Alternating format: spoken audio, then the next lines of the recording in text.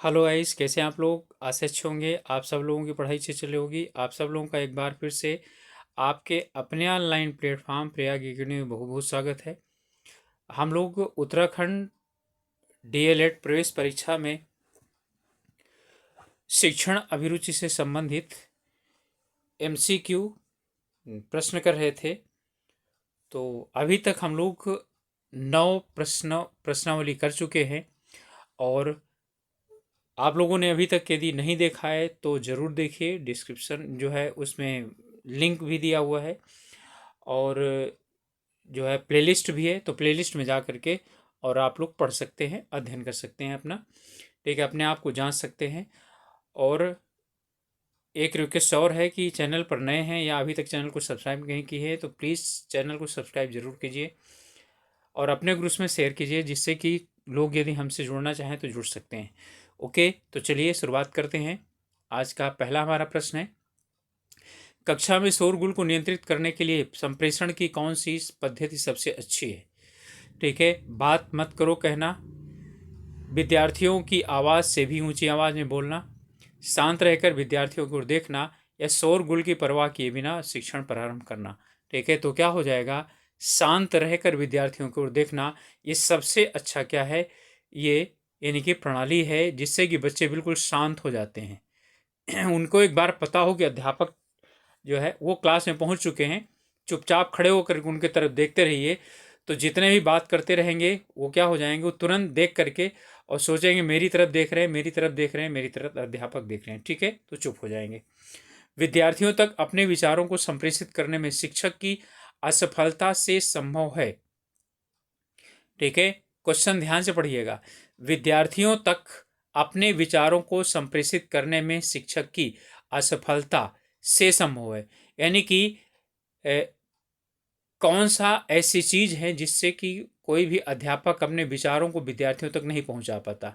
कक्षा में अनुशासनहीनता बिल्कुल हो सकता है।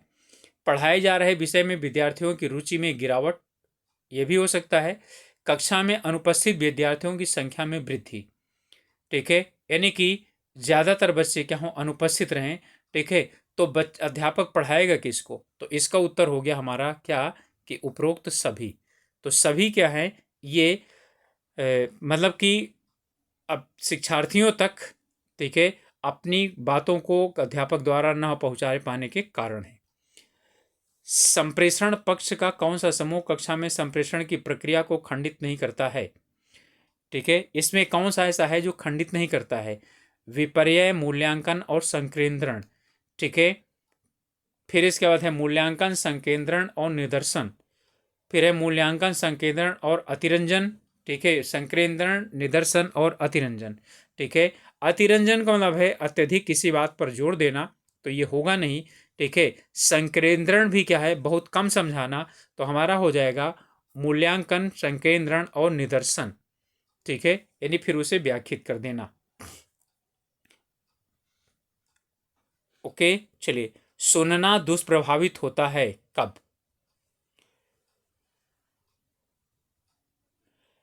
आवश्यकता से एवं सामर्थ्य से अधिक प्रभाव सामग्री के सुनने से, तेजी गति से बोलने से, बड़ा बहरापन होने से, जो कि शारीरिक समस्या और उपरोक्त सभी। ठीक है, तो हमारा इसका उत्तर होना चाहिए सभी।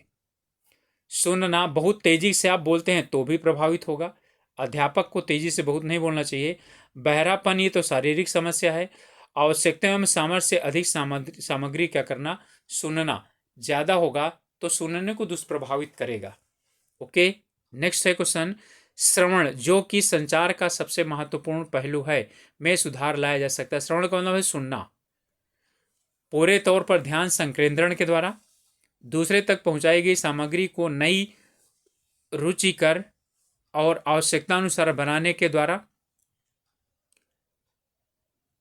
अपनी आवाज को प्रभावशाली बना करके, और उपरोक्त सभी।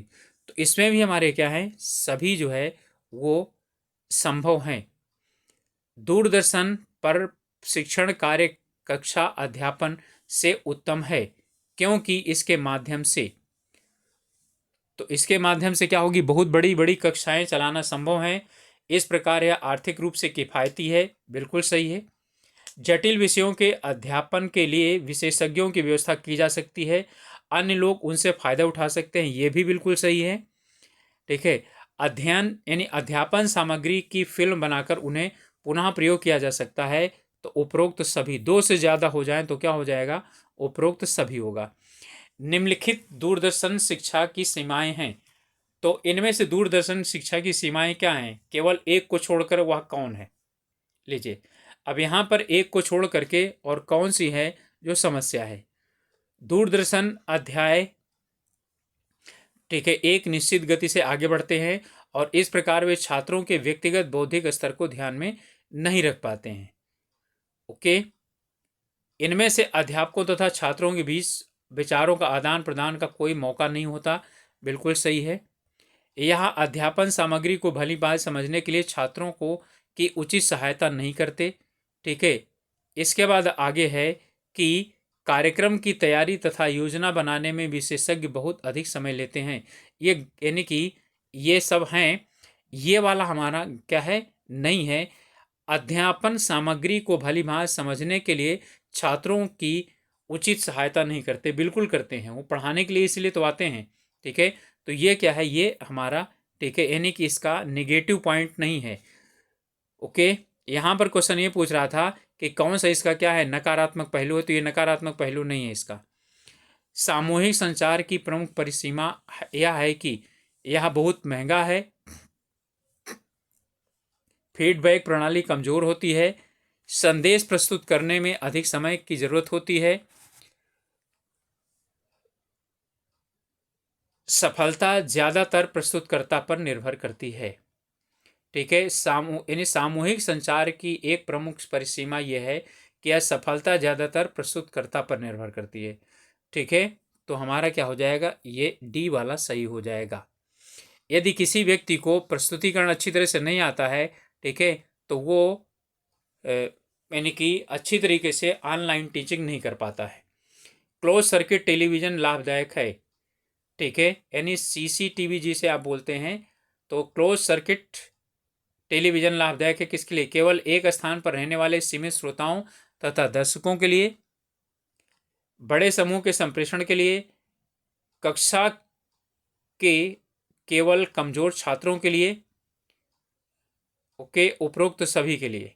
ठीक है। तो यहाँ पर हमारा जो उत्तर हो जाएगा वो केवल एक स्थान पर रहने वाले लोगों के लिए, सीमित श्रोताओं के लिए सीसीटीवी जो है वो ज़्यादा लाभदायक है।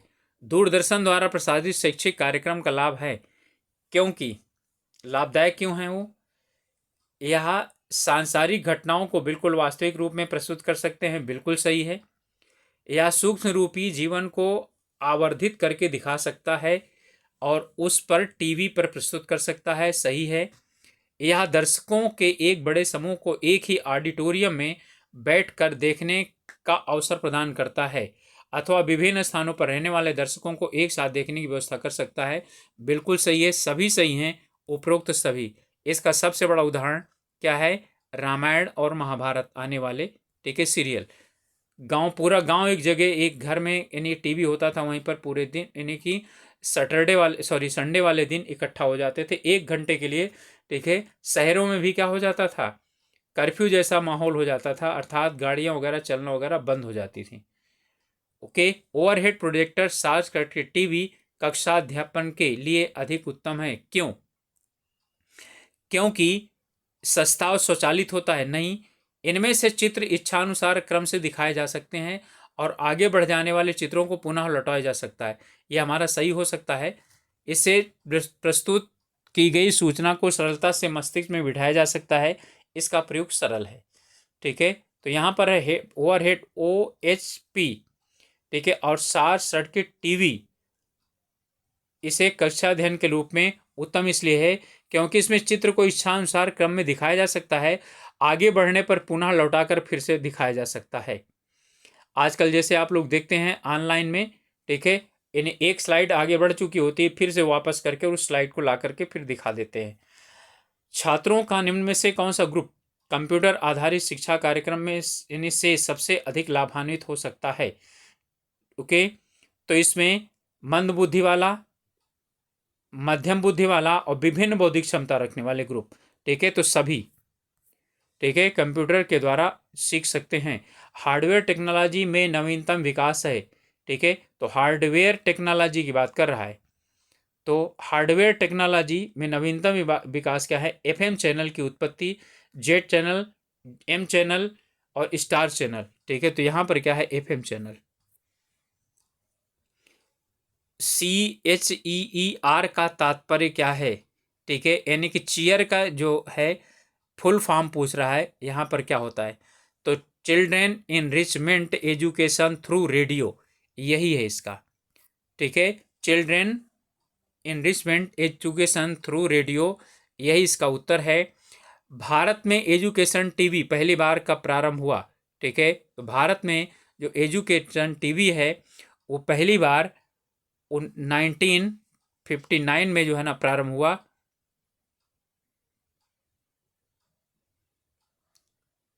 ओके, ठीक है, यानी कि एजुकेशनल टीवी के रूप में ही इसका प्रचलन शुरुआत हुआ था। ठीक है, कहने का मतलब यह है कि इसे भले ही व्यावसायिक स्तर पर न शुरुआत किया गया हो, लेकिन यहाँ पर है 1959 में प्रारंभ हुआ था। कक्षा अध्यापक एक देशव्यापी कक्षा कार्यक्रम CWCR के अध्यापक में मुख्य अंतर क्या है? मतलब ये कह रहा है, ठीक है, कि क्लासरूम टीचर और ठीक है यानी कि CWCR यानी कि देशव्यापी कक्षा कार्यक्रम, कंट्री वाइड क्लासरूम, ठीक है, यानी कि प्रोग्राम, इसमें क्या अंतर है? ठीक है, तो कक्षा वाला अध्यापक क्या करता है? सिर्फ एक जगह बैठ करके पढ़ा सकता है, एक क्लासरूम को पढ़ा सकता है, जबकि CWCR वाला क्या हो सकता है? पूरे यानी कि देश में या पूरे क्षेत्र में, ठीक है, एक साथ कई लोगों को पढ़ा सकता है। तो यहाँ पर हो जाएगा B। CWCR अध्यापक बड़ी संख्या में श्रोताओं की जरूरतों को पूरा करता है। ठीक है, ये हमारा हो जाएगा। इनमें से किसे मौखिक संचार कहा जा सकता है? मौखिक संचार का मतलब है सांकेतिक संचार को ही क्या कहा जाता है? मौखिक संचार के रूप में जाना जाता है। ठीक है, विजय ने टेरेस पर ऊंचे स्वर में कविता पढ़ी, तो मौखिक संचार नहीं है ये। चौराहे पर सिग्नल हरे रंग की नारंगी हो गया, ठीक है, तो मौखिक संचार नहीं है ये, सांकेतिक संचार है।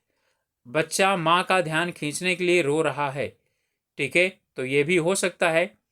सुनीता ने विनीता को पत्र पढ़कर सुनाया, यही मौखिक संचार है। ठीक है, ये आपका क्या है? मौखिक संचार है। कोई किसी को पढ़ करके किताब, वो टेरेस पर खड़ी होकर के चिल्ला चिल्ला के पढ़ रही है, अपने लिए पढ़ रही, किसी और के लिए नहीं, किसी और को सुना नहीं रही है। तो संचार में दो होने जरूरी हैं। ठीक है, संचार में दो होने आवश्यक हैं। ठीक है, एक क्या हो? वक्ता हो और एक श्रोता हो। ठीक है, बिना दो के संचार पूरा नहीं होता है। अगला क्वेश्चन है, छोटे ग्रुप में संचार बड़े ग्रुप में संचार से किस प्रकार भिन्न होता है? तो यहाँ पर छोटे ग्रुप में भाग लेने वालों को आपस में अपेक्षाकृत अधिक प्रभावित करने के अवसर प्रदान करता है, ये सही है। ओके, छोटे ग्रुप नहीं, जो है ना, बड़े ग्रुप में अंतरक्रिया अपेक्षाकृत अधिक सीमित होती है। छोटे ग्रुप संदेश पहुंचाने में कम समय लेता है। ठीक है, ये तो है नहीं उतना। बड़े ग्रुप में संचार अपेक्षाकृत बेहतर फीडबैक प्रदान करता है, नहीं, ये गलत है। छोटे ग्रुप में जो है ना बेहतर फीडबैक प्रदान होता है। यदि ऐसा होता तो ध्यान दीजिएगा, उत्तर में बता रहा हूँ यानी आप लोगों को, कि कोई नेताजी आते हैं और उनके भाषण सुनने के लिए ढेर सारी जनसंख्या आती है, लेकिन पूरी जनसंख्या उनको वोट नहीं डालती है। ये इसका एक क्या है, यानी कि एक उदाहरण है। ठीक है, तो क्या चीज हो गया? वो बृहद संचार है। अंतरक्रिया की निम्न गतिविधियों को क्रम में लिखिए। किए गए काम का विश्लेषण, योजना बनाना तथा तैयारी करना, सामग्री को पेश करना और परिवर्तन एवं सुधार। ठीक है, तो चलिए, इसमें इतने दिए हुए हैं। इनमें हमारा सबसे पहला क्या होगा कि हम योजना बनाएंगे और तैयारी करेंगे, नंबर 1। ठीक है, तो हमारा क्या हो जाएगा? हमारा बी वाला यानी 2 वाला नंबर 1 हो जाएगा। क्लियर? फिर इसके बाद है, अब जब हम योजना बनाएंगे तैयारी करेंगे, इसके बाद सामग्री को पेश करेंगे, नंबर 2 हो गया। ठीक है, और फिर इसके बाद आप क्या करेंगे किए गए काम का विश्लेषण करना, तो ये 3 हो गया, और फिर परिवर्तन में सुधार, ये 4 हो गया। तो हमारा जो आएगा 2, 3 और 1 और 4, तो 2, 3, 1, 4 हमारा क्या है, बी में है। ओके। स्कूलों तथा कॉलेजों में निम्न में से किस अधिक्षमता की संचार समय में सबसे बड़ी साझेदारी है? स्कूलों और कॉलेजों की बात हो रही है, ठीक है। तो यहाँ पर क्या है, स्कूलों और कॉलेजों में सबसे ज़्यादा, ठीक है, जो संचार होता है वो सुनना होता है, पढ़ना बोलना और लिखना नहीं, ठीक है। तो किसका होता है, यानी सुनना। कारण क्या है, वहाँ पर उस समय यानी लेक्चर देते हैं अध्यापक, और जो है ना एक साथ में 2-2, 250-250 बच्चे एक लेक्चर थिएटर में बैठ करके पढ़ाई करते हैं। निम्न सभी को छोड़कर सुनने के अंग हैं, ठीक है, यानी कंपोनेंट ऑफ लिसनिंग: कान तक आवाज जाना, ध्यान आकर्षित करना, उत्तर देना और समझना तथा याद करना, ठीक है। तो यहाँ पर कर क्या है, उत्तर देना, ये हमारा जो है ना सुनने में नहीं आता है, ये बोलने में आता है। ओके। दी गई सूचना से कौन से वैकल्पिक कथन का अनुमान लगाया जा सकता है? चलिए पढ़ते हैं सूचना। प्रभावशाली ढंग से सुनने के लिए हमें उन विचारों को बीच बीच में छोड़ जाने की प्रवृत्ति के प्रति सावधानी बरतनी होगी जिन्हें हम सुनना नहीं चाहते हैं, ठीक है। यानी कि यहाँ पर यह है कि हम जो है ऐसा करते हैं हमेशा कि जो हमें पसंद होता है हम सिर्फ उसे याद रख लेते हैं, बाकी छोड़ देते हैं, ठीक है। यही है इसका मतलब। तो अनचाहे विचारों को बीच बीच में छोड़ देने से सुनने की गति बढ़ती है, ये गलत है। कुछ लोगों में अनचाहे विचारों को बीच बीच में छोड़ देने की प्रवृत्ति होती है, ये भी गलत है। चुन चुनकर बीच में छोड़ देने की प्रवृत्ति से सुनने की प्रभावशीलता बढ़ती है, ये भी गलत है। सुनना, अब डी रह गया तो ही उत्तर हो जाएगा। सुनना सुनते समय, सूचना सुनते समय हमें पसंद और नापसंद का ख्याल नहीं करना चाहिए, ठीक है। तो क्या हो गया, ये हो गया, यानी संपूर्ण सूचना को सुनना चाहिए। एक अध्यापक द्वारा प्रयोग में लाई जाने वाली अनुभवी ज्ञान गतिविधियां दी जा रही हैं, इन्हें वृत्तात्मक क्रम से लिखिए, यानी 1, 2, 3, 4 आपको क्या करना है, इसमें लिखना है। तो कंपोडेशन यानी कि यथास्थान देना, कन्वर्जिंग यानी संकेंद्रण करना, एसिमिलेशन यानी विलयन करना, और डाइवर्जिंग का मतलब विचलन करना, ठीक है। अब यहाँ पर हमें सबसे पहला और दूसरा तीसरा ये लेकर के आना है, ठीक है। तो सबसे पहले हमको क्या करना होता है, सबसे हम पहले क्या करते हैं, डाइवर्जिंग करते हैं यानी विचलन करते हैं, तो नंबर 1 हो गया, ठीक है। फिर उसके बाद विलयन यानी सबको मिलाने का काम करते हैं, तो ये नंबर 2 हो गया हमारा, ठीक है। फिर संकेंद्रण करते हैं यानी उन्हें कन्वर्ट कर लेते हैं, ये हमारा 3 हो गया। अब लास्ट में क्या हो जाएगा, ये हमारा 4 हो जाएगा। तो 4, 3, 2, 1 हमारा क्या हो जाएगा, बी हो जाएगा। इनमें से संप्रेषण की कौन सी विधि सर्वाधिक प्रभावशाली है? लिखित सामग्री को प्रस्तुत करना, लिखित सामग्री को फिल्म प्रोजेक्टर के साथ प्रस्तुत करना, बहु संचार विधि यह सुनिश्चित करना संभव नहीं है, ठीक है। ऐसा कुछ नहीं है कि सुनिश्चित करना संभव ना हो, ठीक है। तो बहुसंचार विधि, ओके, बहुसंचार विधि का प्रयोग करना, ठीक है, सबसे अच्छी क्या होती है, संप्रेषण की विधि होती है। बहुसंचार का मतलब है ऑडियो विजुअल उत्तम, यानी कि जो सुना भी जा सके देखा भी जा सके। उत्तम कक्षा प्रबंधन का तात्पर्य क्या है, ठीक है। तो इसका तात्पर्य है अभिजात वर्ग के कार्यों को महत्व देना और छात्रों के बीच उत्तम अंतरक्रिया होना। उत्तम कक्षा प्रबंधन ये नहीं है। अभिजात वर्ग के महत्व देना ये बिल्कुल गलत है। सहायक अध्यापक, ठीक है, उत्तम कक्षा प्रबंधन का तात्पर्य है, ओके, अभिजात वर्ग के कार्यों को महत्व देना और छात्रों के बीच उत्तम अंतरक्रिया होना। सहायक अध्यापन सामग्री को तैयार करते समय अध्यापक की पहले से तैयारी। कार्य आरंभ करने से पूर्व अध्यापक को छात्रों का ध्यान व सहयोग पाना एवं उनका लाभ उठाना, ठीक है। उच्च कक्षा प्रबंधन में, ठीक है, इसमें 2 तो हो गए, यानी कि पहला तो सब जो सी वाला है ये तो सबसे महत्वपूर्ण है, और फिर इसके बाद ये भी हो गया। तो इसका मतलब क्या चीज़ हो गया कि हमें यानी कि सबको लेना है, ठीक है, यानी उपरोक्त तो सभी फिर हो जाएगा। ओके, तो उपरोक्त सभी हो जाएगा हमारा उत्तर। ओके गाइस, तो ये थे, ठीक है, हमारे आज के एमसीक्यू। आज के 25 प्रश्न ही थे। तो आप लोगों से रिक्वेस्ट है कि अभी तक चैनल को सब्सक्राइब नहीं किए हैं, चैनल में नए हैं तो प्लीज़ ज़रूर सब्सक्राइब कीजिएगा। अपने ग्रुप्स में शेयर भी कर सकते हैं। और अब जो है ना, आप लोग बिल्कुल अच्छी तरीके से, ठीक है, थोड़ा पढ़ाई कम चाहे कीजिए, लेकिन एमसीक्यू क्वेश्चन ज़्यादा से ज़्यादा करिए। ओके, जिससे कि आप लोगों का अभ्यास लगातार बने रहे, क्योंकि आपको समय कम मिलेगा और क्वेश्चन ज़्यादा रहेंगे, इसलिए समस्या आ सकती है। इसलिए बहुत तेज़ी के साथ क्वेश्चन हल करिएगा। ओके, मिलते हैं अगले वीडियो में। तब तक के लिए अपना स्वास्थ्य का ध्यान रखिए। All the best.